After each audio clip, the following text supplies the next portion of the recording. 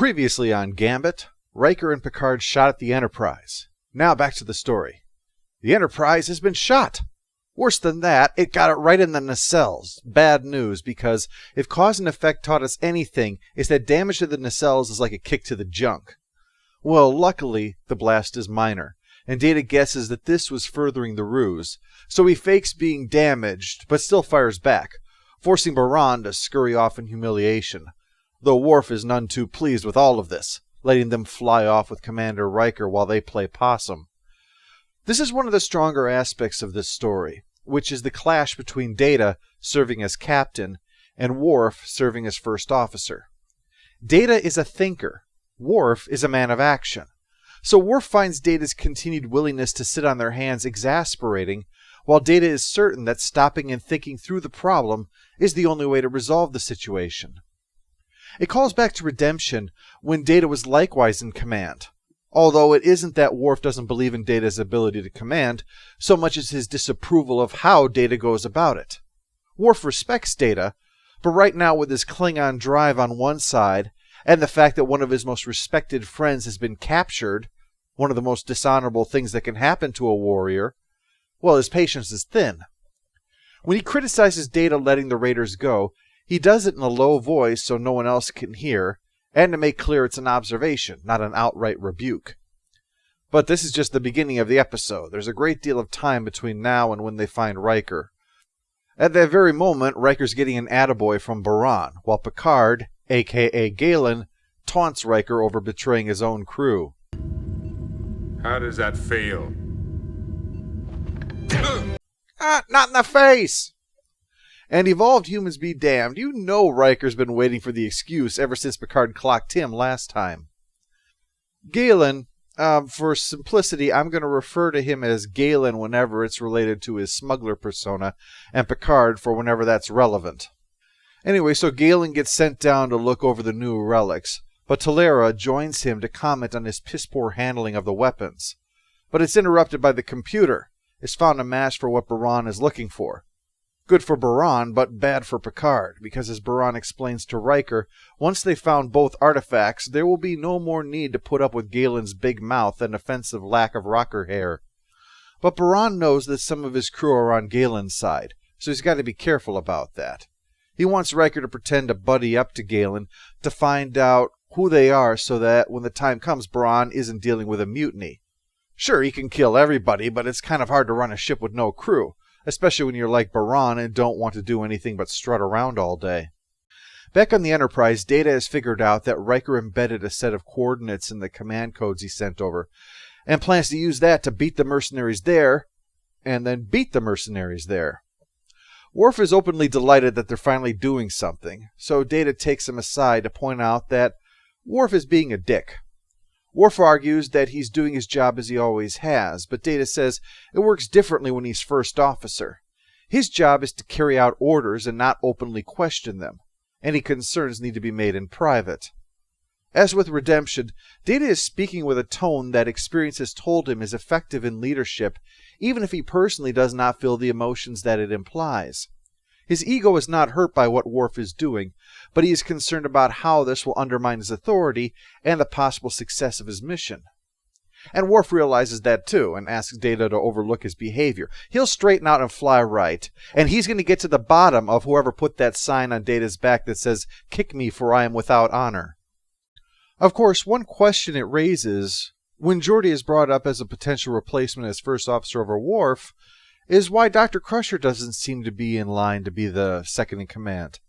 Unlike Troy, who is technically of higher rank than Worf but incredibly ill-equipped for the job, Crusher is clearly trained to command since she handled it quite adeptly just a few episodes before this one. The Data-Worf dynamic is more interesting, certainly. I'm just saying that leaving her out of the running while putting someone in there who is likely to be even more busy than her, well, frankly, it seems like they just forgot that she was there. When you wear a blue uniform, you suddenly might as well be invisible. So Riker goes to see Picard, much to the latter's concern about how this is starting to get complicated. But it's not. Galen is also Picard, who is friends with Riker. But Galen is not friends with Riker to the eyes of the crew, who don't know Picard is Galen because Picard told Riker that even though he's his friend, not to act like his friend. Only Baran told Riker to act like Galen's friend, thinking he's not Galen's friend, even though he is Galen's friend, just not when he's Galen, but when he's Picard. So that Picard can, through Galen, position Riker as Baran's friend, who is also Galen's enemy, who wants Riker to pretend to be Galen's friend, to learn who is Galen's friend so he can kill them, but not Riker, because Riker's not really his friend, only his pretend friend. He's only pretending to be his pretend friend because he's in reality a real friend and just pretending to not be friendly when he's pretending to be a pretend friend. Couldn't be simpler. Speaking of things that aren't what they appear to be, Picard says that these Romulan artifacts are actually Vulcan. But without the Enterprise computer to look up more information, all they have is the contents of Picard's head.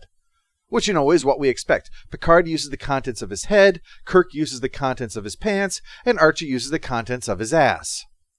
Picard figures that they probably should get on that mutiny thing, so he starts asking around, only for Talera to show up to call him on that transmission when Riker sent his command codes.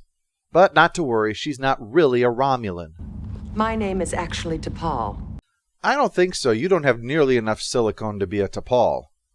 She's actually in Vulcan security and is here posing as a Romulan because of trouble back home. For several years now, there has been a small but growing movement of extreme isolationists on Vulcan.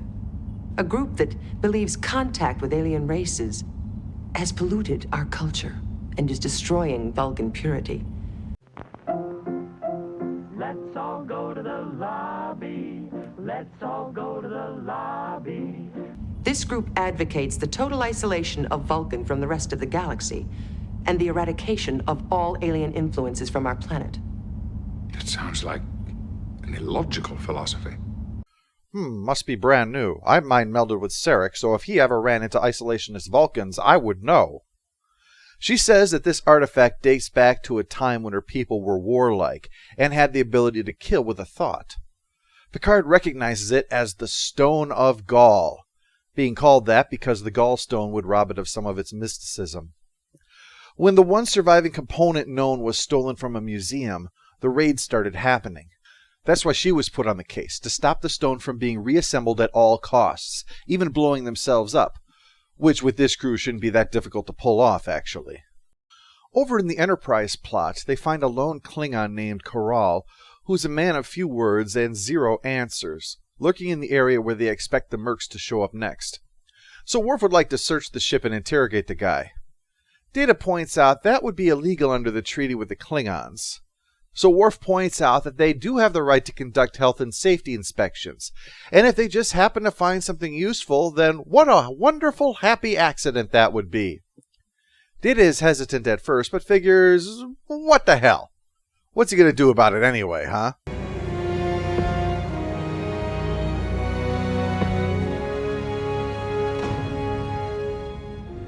Besides grind their bones to make his bread, I mean. Yes, sir, this guy is former NBA player James Worthy, who is 6 feet 9 inches tall and thus slightly taller than Captain Picard. Koral gets a message off to the space pirates about what happened, so Baran plans to board the Enterprise and take the artifact. With Riker's knowledge, that should be pretty easy. Plus, Worf, who was no longer in charge of security, was the best security that ship ever had, and it was still breached about once a month. This should be a cakewalk. Galen is going to be sent along too, which Baran sees as a perfect chance to kill him once Galen has verified that the artifact is genuine. Things are already tense over there with Koral.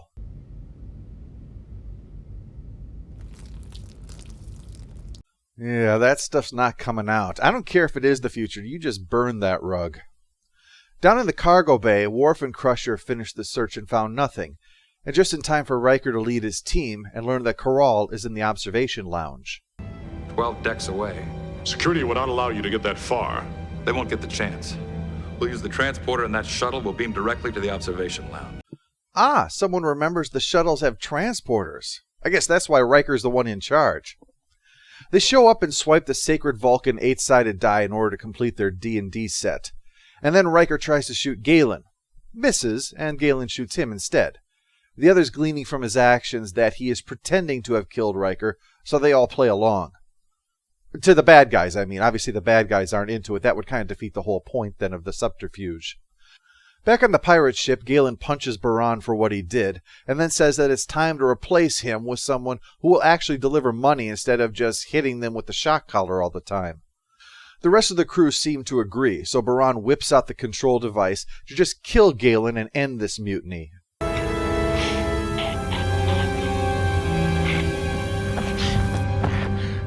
I switched the transponder codes. Given his feelings about me, it seemed a sensible thing to do. That's clever. What'd be more clever is telling us how in the fuck you managed that, because I'm trying to decide if it makes less sense for you to somehow remotely hack into it, or if you had to physically tamper with it to do that, in which case you could have done the far more simpler trick of just keeping it. Anyway, Baran is out of the way, so Galen is in charge now, and he has the good sense to vaporize something that could kill him if you hit the wrong button. I personally like to keep as few of those things around as possible. On the Enterprise, Riker's back in charge and calls up the Vulcans to fill them in on what's happening with the space pirates. Only there's bad news. T'Pol isn't a spy for the Vulcans. She just said all that so she could share some exposition with us, I guess. No, she did get Picard to admit who he was by spinning that big yarn. And I suppose Garrick has taught us that truth is a lot like a bit of water. If you surround a lie with it, then the whole thing is easier to swallow. Unaware that she's not a Vulcan agent, Picard has the ship set course for Vulcan to discover the mysterious buyer, and questions T'Pol about the writing on the artifact. The symbol of death and the symbol of war are both together, but there's a third one that will be there once the final piece is added, which is unheard of because war and death aren't really into threesomes. They only have eyes for each other. Picard seems to suspect that she's not who she claims to be, especially when she refuses to let him come along. So he changes the plan. Bring down only one piece, keep the other until after the payment. Well, that's all the prompting she needs to spill his real identity, telling the crew to check the logs for a file that she saved just in case. You can see them checking it now, and also see that this is the only pirate ship powered entirely by flowcharts. Picard's taken prisoner, but the raiders don't trust her, so two will be going along to make sure that they get their money. Except they don't. Not all of it, anyway. When they refuse to leave without the rest of it, T'Pol uses the weapon on one of them, while the other stands there, apparently surprised that someone who came down here to get the last piece of a weapon suddenly has a weapon. Suppose there was no way for them to see that coming. Well, Picard figures out what's going on. It's a weapon that uses the violent thoughts of the enemy against them, so as long as you have good feelings, it's useless. So with no power over them, there's nothing stopping Picard from removing her gallstone and taking her into custody. And for your closing dose of comedy, Data misunderstands Picard's joke and drags Riker off to the brig for his court-martial offenses. The end. Post-episode follow-up, annoying character goes to T'Pol, who for someone cheesed off over illogical emotional outsiders, she sure seems to struggle with logic and suppressing emotions. Final score for Gambit is 5 out of 10. It's average for TNG. It starts wrong, but once it finds its footing, it gets a little better.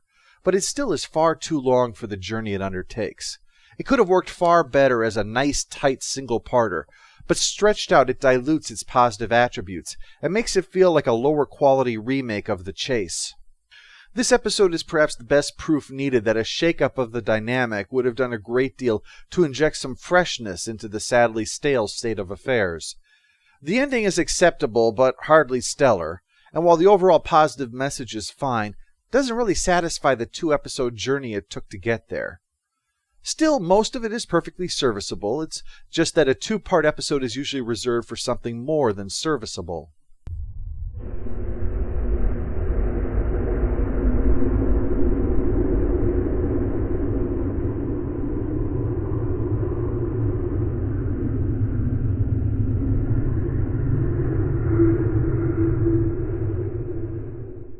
All hail the Overlord! All hail the Overlord!